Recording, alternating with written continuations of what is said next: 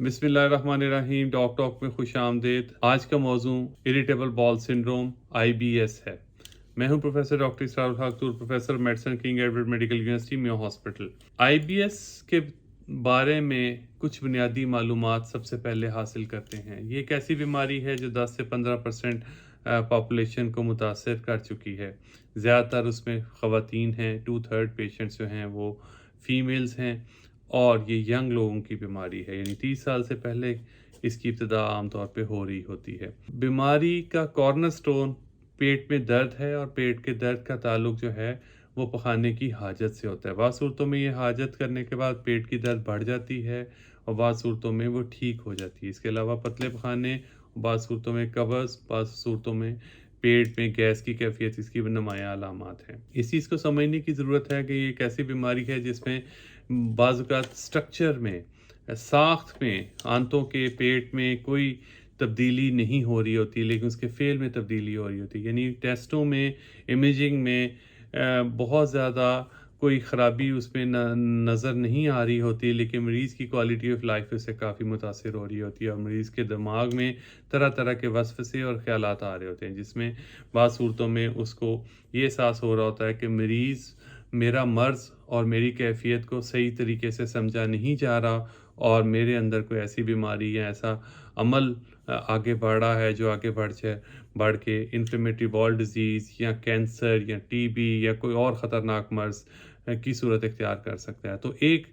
हमदर्दी के साथ उसकी अलामात को सुनना और उसको समझाना इलाज का और उसकी मैनेजमेंट का एक नुमायाँ हिस्सा है। इसके अलावा इसमें ये समझने की ज़रूरत है कि एक मरीज़ जो IBS का पेशेंट है, उसको ज़रूरी नहीं है कि हम, क्योंकि फैमिली प्रैक्टिस के लेवल पे और बाद सूरतों में पेशेंट्स को आते ही हमें याद होता है कि ये पेशेंट IBS का पेशेंट है, और इसकी बहुत सारी अलामात की उसकी लिस्ट होती है, तो हम उसको बाज़-औक़ात देख के ही अंदाज़ा लगा लेते हैं कि ये पेशेंट है जो IBS का शिकार है। IBS की 3 इकसाम हैं। एक IBS डायरिया वाला, दूसरा IBS कॉन्स्टिपेशन वाला, और तीसरा मिक्स वैरायटी है। यानी इसमें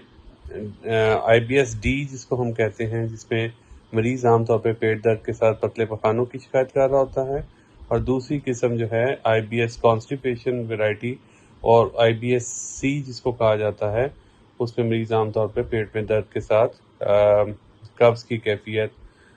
दूसरी अलामात के साथ उसको हो रही होती हैं। तो 2 मेजर टाइप्स हैं, और तीसरी किस्म जो है उसको मिक्स वैरायटी कहते हैं, जिसमें बाज़ औक़ात पखाने में पतले पखानों का रुझान और बाद सूरतों में कब्ज़ का रुझान होता है। इसके अलावा जो एडिशनल अलामात हैं, ये तीनों इकसाम में बाज़ औक़ात ओवरलैप कर रही होती हैं, जिसमें बाज़ औक़ात पेट में अफारे की कैफियत, मरोड़ की कैफियत, और बाद सूरतों में म्यूकस, और बाद सूरतों में स्टेन करने की वजह से पखाने में खून भी आ सकता है। तो ये 3 मेजर इकसाम हैं जो IBS को हम इन 3 इकसाम में तकसीम करते हैं। IBS में कुछ ऐसी अलामात हैं जिनको ख़तरनाक अलामात कहा जाता है, या रेड फ्लैग कहा जाता है। इसका मतलब है कि IBS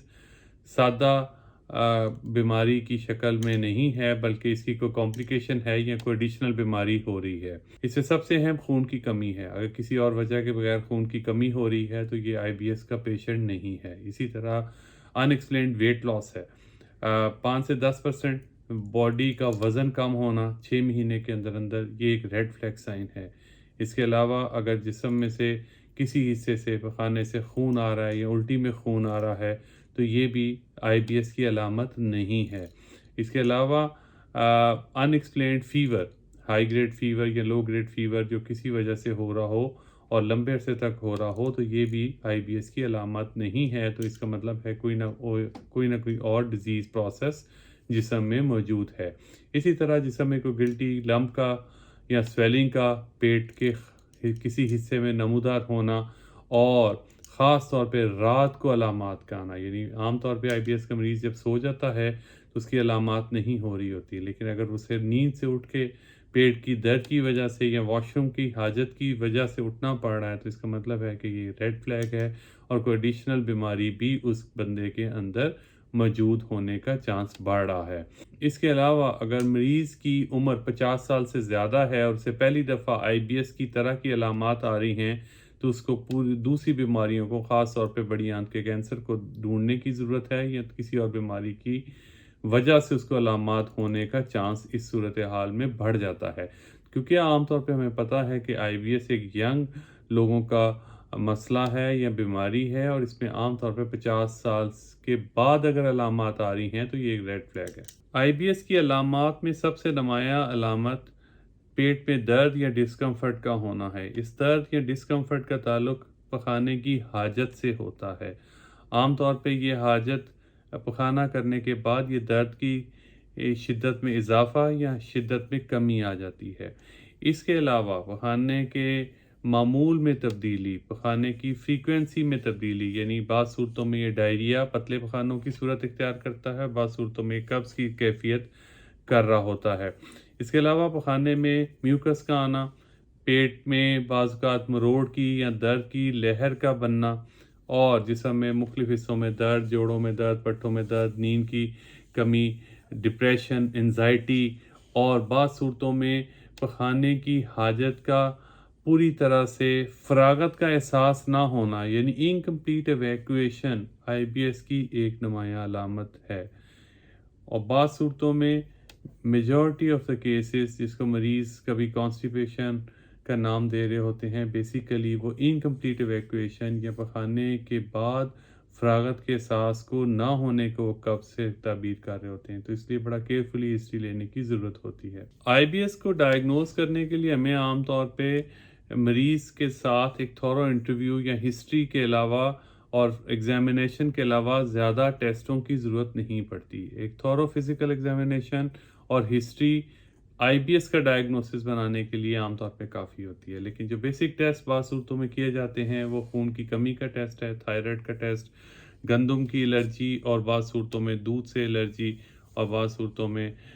کھانے کا ٹیسٹ کر کے یا بڑی آنت میں کیمرہ ڈال کے دیکھنے سے ہم بعض اوقات سوزش اور انفیکشن کو اس کے ساتھ ہم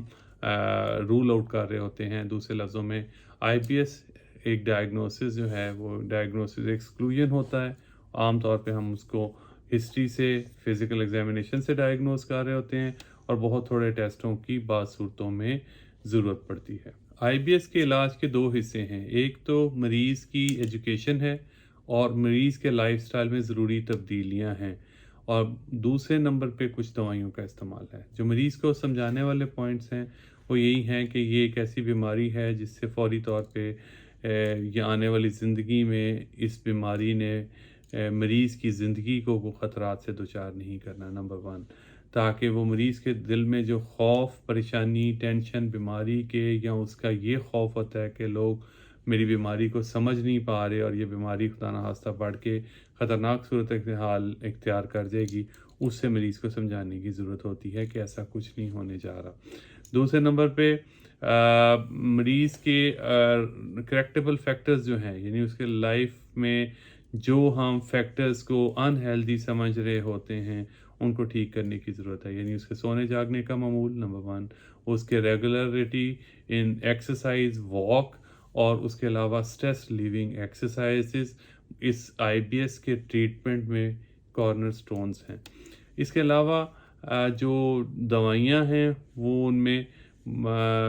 اگر ڈائریا زیادہ ہو رہا ہو تو ڈائریا کو یا پتلے پخانوں کو روکنے کی دوائیاں اینٹی ڈائریلز ہیں. اگر قبض کی کیفیت زیادہ ہو رہی ہو تو قبض کی دوائیاں یا لیگزیٹیو بعض صورتوں میں ہم پرسکرائب کر رہے ہوتے ہیں، جس میں اسپیشلی بلک فارمنگ لیگزیٹیوز اس میں بہت یوزفل ہوتے ہیں، جس طرح کہ اس بگول کا چھلکا. اور جو مریض کو ہم ایجوکیٹ کر رہے ہوتے ہیں کہ پانی زیادہ استعمال کرے، فروٹس کا زیادہ استعمال کرے، ویجیٹیبلز کا استعمال کرے، تاکہ اگر کانسٹیپیشن زیادہ ہو رہی ہے اور اس کے ساتھ ایسوسیٹڈ سمٹمز ہیں تو کانسٹیپیشن کو دور کرنے کے قدرتی ذرائع ہیں.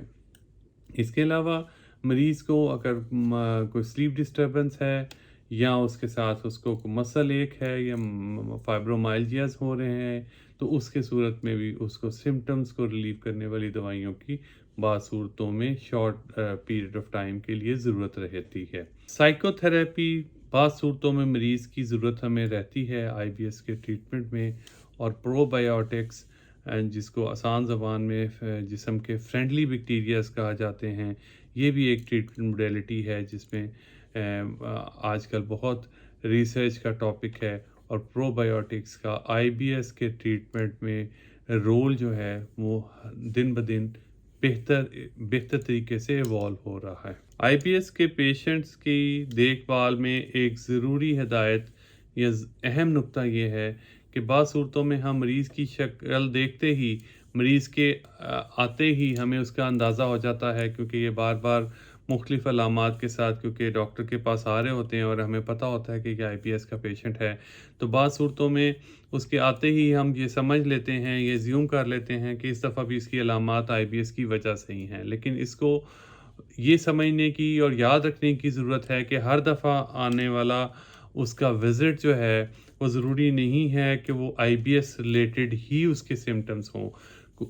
ہو سکتا ہے کہ اس دفعہ جب وہ آیا ہو آپ کے پاس تو اس کو خدا نخواستہ پیٹ میں درد کی وجہ اپینڈکس کی تکلیف ہو رہی ہو، پتے کی تکلیف ہو رہی ہو، پتے میں سوزش ہو رہی ہو، یا آنتوں میں رکاوٹ اس کی بن گئی ہو، یعنی اس کا یہ مطلب ہرگز نہیں ہے کہ آئی بی ایس کا پیشنٹ ہر دفعہ جو پیٹ کی تکلیف لے کے آ رہا ہے وہ آئی بی ایس ریلیٹڈ ہی ہے اور اس کو کوئی اور بیماری نہیں ہو سکتی۔ تو اس چیز کا خاص خیال رکھنا چاہیے کہ ہر دفعہ اس کی بات کو دھیان سے سننا اور ایک تھورو فزیکل ایگزامینیشن کرتے ہوئے اس مریض کو، اس مرض کو، اس وزٹ کو اسیس کرنے کی ضرورت ہے کہ اس دفعہ اس کے آنے کی وجہ، اس کا مقصد اس سے پرانا ڈیزیز پروسیس ہی ہے، یا اس کے ساتھ کوئی نئی چیز اس وقت ڈیولپ ہو گئی ہے، یا کوئی نئی ایڈیشنل بیماری اس میں اس وقت موجود ہے جس کی وجہ سے وہ آ رہا ہے۔ کیونکہ اس طرح اگر کوئی فیمیل پیشنٹ بار بار پیٹ درد کے ساتھ آ رہی ہو تو ضروری نہیں ہے کہ اس